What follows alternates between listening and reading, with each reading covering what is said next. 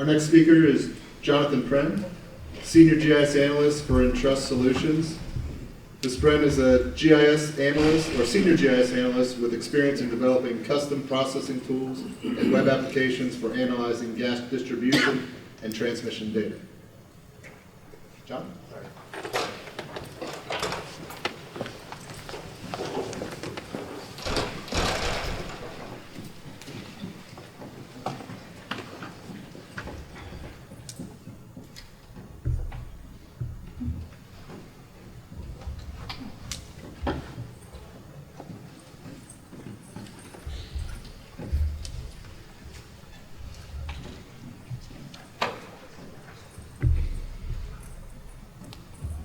Can everyone hear me okay? Yes. Okay, great. So my presentation is on leveraging knowledge graphs to help improve pipeline safety management systems. And I'm just going to be talking about how we utilize graph technology for a specific project to help manage a PSMS system and kind of encourage people to use graphs for helping to visualize complex systems and to make data-driven decisions.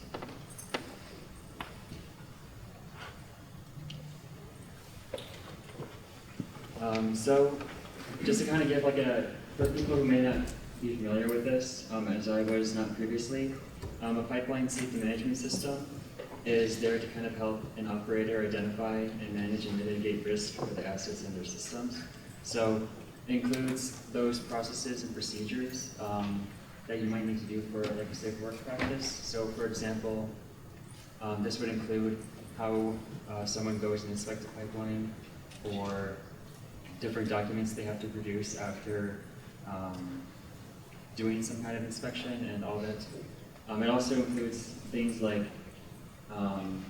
different processes for how you respond to different incidents, or different regulation requirements, or different documents you need to produce to ensure you're being compliant with regulation, and maybe some kind of process for managing change in the system. I think Mega Rule Part 2 has a lot of new management of change requirements, so I think this technology might be useful for helping manage that. And so there's a lot of different interconnected parts throughout an organization that kind of goes to pipeline safety. Some of them you might not think of as part of like a safety management system. An example that is good to think about is, for example, when you are hiring people, so the HR department hiring people, and making sure the person you're hiring is qualified to do the inspection work. That's part of safety management, even though it's like a separate department entirely. That may not be thought of that way, but it kind of shows the interconnected nature of different parts of the organization. So with this in mind, you have to have a way to kind of connect the different parts of an organization and kind of be aware of how things might be connected together. A lot of people have been talking about like integrating different data sources, especially from some of the past presentations. So this is a way to do that, like a different form of the data that would be useful for that. So what kind of drove this project forward and why we decided to use graphs is trying to answer the question of what the current state is. So I know like there's processes or documents that get created because they have to be. Some of them fit the requirements better than others. So the point is that we want to have the system always meet like the deliverables on time, or like if a document doesn't have the right information according to a certain standard, there's often where you have to, where you write a document and then you find out it missed a certain standard, or it's not like meeting certain requirements. You have to go back and revise it. So this is also to try to kind of enumerate what you need for each part of your system to meet those requirements ahead of time. And then we also, this make more sense, but we developed a scoring system to help measure maturity. So trying to measure like how mature or how well developed things in the system are. So this provides a way to do that as well. And so the other thing we tried to drive was how to improve it. So, you know, there's it's a very complicated system potentially, all the interconnected parts. Where do you put money? Like where do you throw your funding to make sure that you have the biggest impact? So part of this structure would also help with that. So now to actually talk about what we did. So there's a standard out there called API 1173. So what we did for this project was that we took the different recommendations from that standard and then enumerated them. These are the requirements we have to fulfill. So there's just a list of some of the requirements that had to be met from the standard. And then we also have the list of certain documents or procedures that might be like in the safety management system. So like the person we're helping with this, their task was to take their safety management system and try to identify like the missing pieces or which regulations were not met or certain pieces of evidence or documents that may not be up to snuff in terms of like what is needed to have a mature process. So we enumerated everything that had to be done, and we call those shall statements. And then we also enumerated everything that is produced in order to like show that that requirement or standard is being met. And so we call those pieces of evidence. And then we made a list of what requirement or standard is being met by what piece of evidence. So that's like a relationship between those two pieces.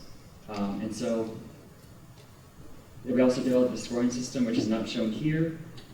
Oh, it is. On the right side, we have a little scoring system of how well developed that piece of evidence might be related to that standard. So we have requirements that we need to meet. We have pieces of evidence we have, and we need to find out what pieces of evidence we need to improve, or like how well developed are we as a company. Because part of this is there's a lot of different departments in the company. You may not be aware of all of them. So this is a way, so we're trying to like assess the current state of it and try to get an awareness of how something I might be doing might be impacting what someone else might be doing, essentially. So anyway, we had this in the Excel spreadsheet, and they originally tried to do this analysis of determining which pieces of evidence to improve in Excel world, which didn't go so well because there's a many-to-many relationship between what a regulation is and then different pieces of evidence that might fulfill that regulation, but a single piece of evidence might match to multiple requirements. So it's kind of a mess. So they tried to do that in Excel for a bit, and that didn't work out very well. So we introduced them to the idea of a graph, which this is kind of like a overview, general concept of what a graph is. And if you don't remember this from your math class in college. So essentially, it's not like bar graphs, it's like a connected graph. So essentially a graph is just a collection of nodes in the abstract here, and then a collection of edges, which relates those nodes together. So in our case here, a node is like an entity, and then the edge is how those entities might be related to each other. And where the data side of this comes in is that you have attributes that can go on nodes. So in this example here, we just have different attributes similar to having different attributes in the table. So essentially, you would take your table in GIS, and each column would be an attribute, and each row would be a different entity in the graph. And so edges can be kind of analogous to relationship classes in Esri's architecture. But this is still, because Esri's architecture is table-based, and so this is trying to structure the data in a graph-oriented format. So the word you probably hear is relationship first. And so I'm going to explain why this is useful in a little bit here. But essentially, instead of a table-based database, we have a graph database. So we took the Excel spreadsheet and we put it into a graph database. And this kind of has a visual representation of the different components in the system and how they're related to each other. And so it's a little bit easier to understand the potential interconnectedness of what you're doing if you map it as a graph instead of just a bunch of tables. You can see a lot of records in a table, but it's easier to see how things might cluster, or even if you don't do any metrics or any math, you can kind of see, in here the purple is like the regulation, and the red is like the piece of evidence. You can kind of get an idea of which standards have more components that need fulfilling, so which ones are going to be more work, or which pieces of evidence have greater impact to more regulation. So you can kind of see that here based on that. So this is great because you can kind of take it to leadership who may not be working on the ground all the time and kind of communicate, hey, I'm doing this thing, it impacts these many regulations, I need more funding please, you know, that kind of thing. But so it's good for communicate as a communication tool. And it can be queried similar to using SQL to query something, or using ArcMap to query a subset. You can kind of query specific nodes, and you can query the nodes connected to those nodes. So when you have relationships mapped out, it's easier to query things based on how they're related to each other, instead of having to do like a mess of joins, which take forever. All right, and this is the punchline, is having metrics. So previously, in the graph overview, we talked about like the properties you can put on a node. So you can take the attributes from the table and put it as attributes on the node instead. And you can do math on those. So in this example here, those purple nodes are the requirements, and the red is the pieces of evidence, and we kind of tabulated statistics on the scores as they are connected to that. So this is just the most simple example, but the way you could probably interpret this is, okay, we have all this data, and we want to try to find, like, we want to prioritize this specific standard. So for example, the first row, there's like 9 pieces of evidence related that support that standard, and one of them is a 0. We know there's a 0 in there somewhere. That just helps get an overview of the general quality of how well that standard is being met.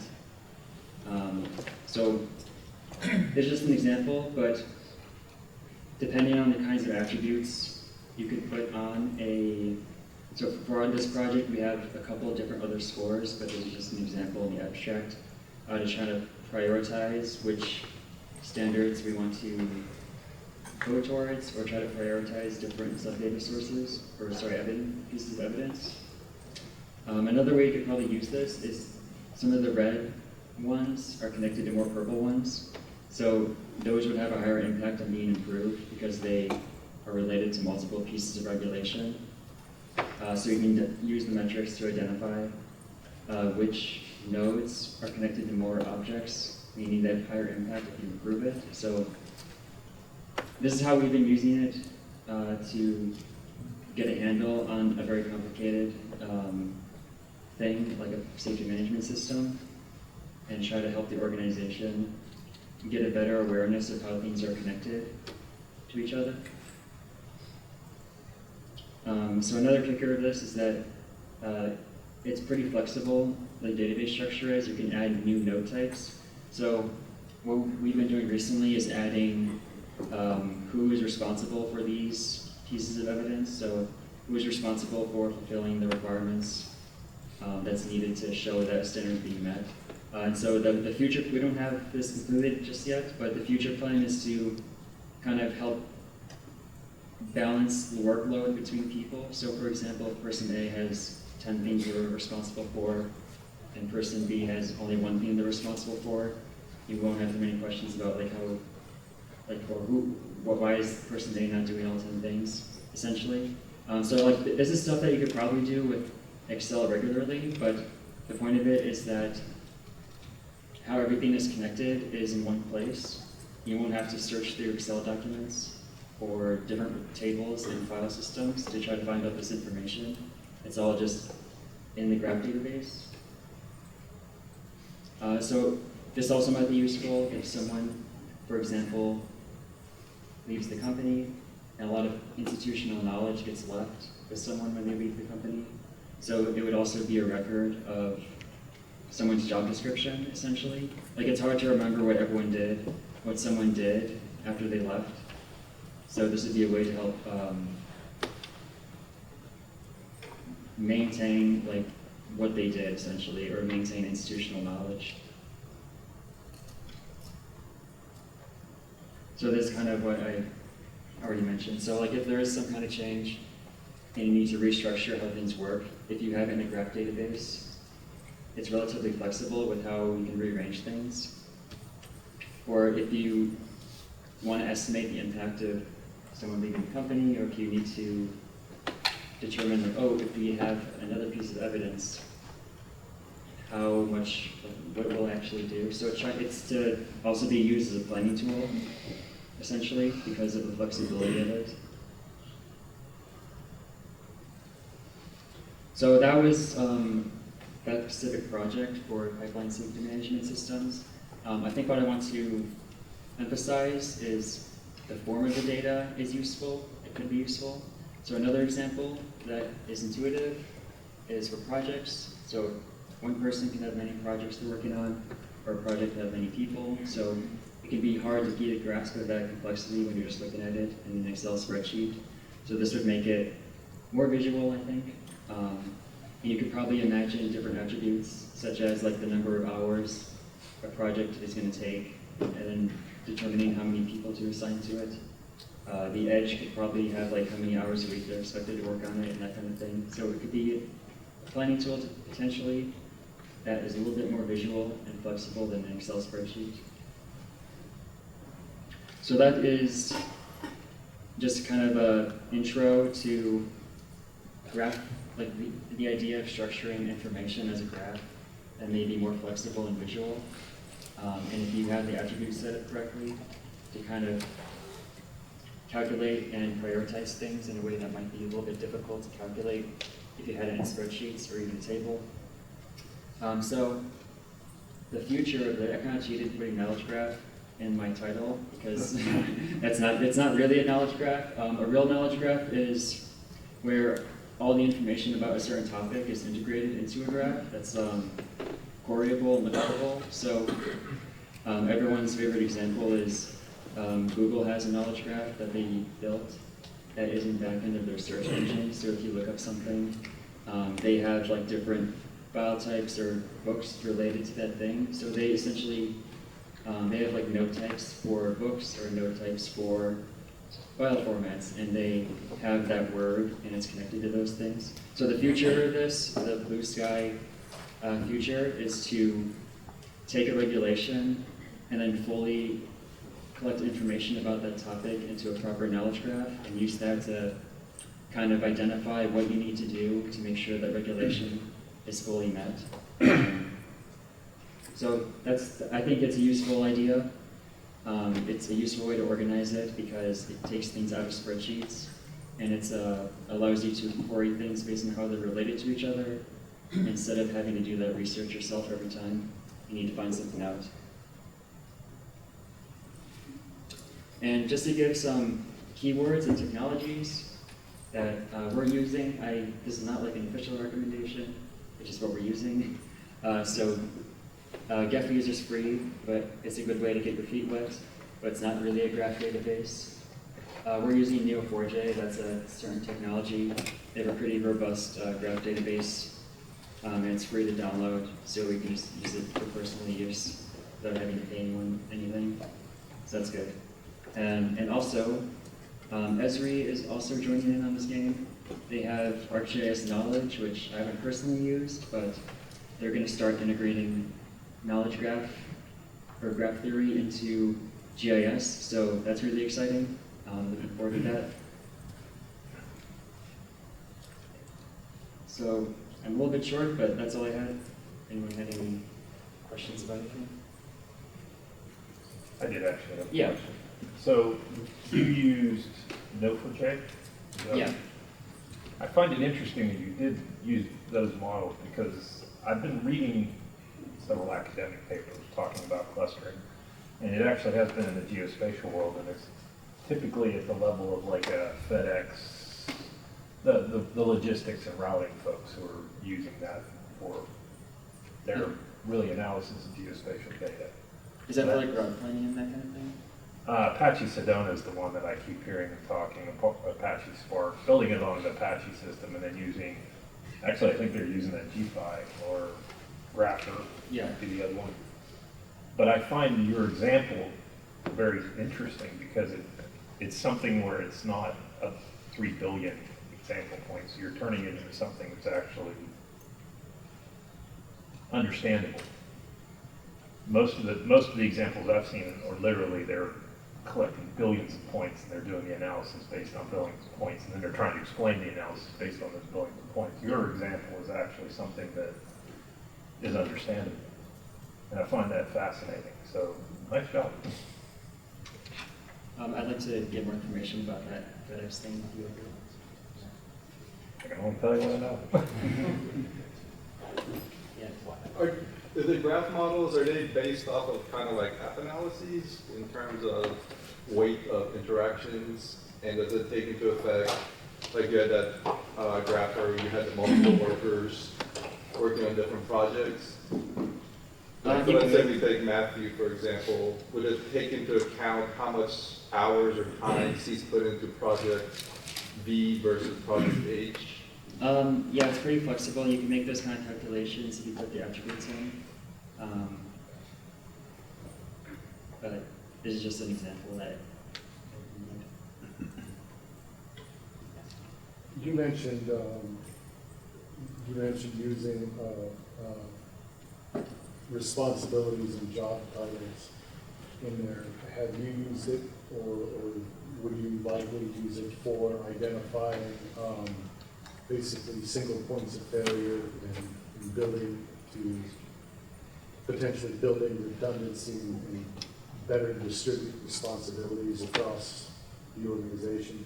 Yeah, the person we're working with, that's what he really wants it to be used for, like kind of, because there's like a feeling of, oh, some people are overworked, some people are not. So this is a way to kind of build an understanding of why that might be the case and give like actual data points for it instead of just a general vague feeling.